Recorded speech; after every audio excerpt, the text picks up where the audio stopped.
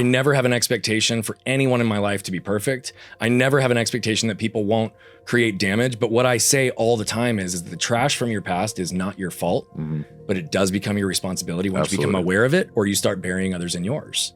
And so like, that's just the truth is like, again, what are the reasons that we wouldn't apologize? Because we feel like we were right. We need to defend something. We need to justify something, right? And at the end of the day, like all the fights that used to take place with my wife and I, they're meaningless. At the end of the day, we're on the same team. Yeah.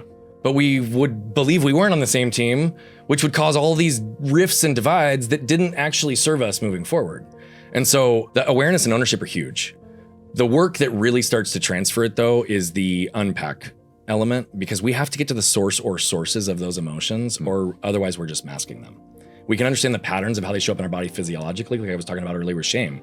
Shame moves through my body 5 or 6 different ways. Anger moves through my body 5 or 6 different ways. If I don't physiologically understand those patterns, how do I capture it in the moment?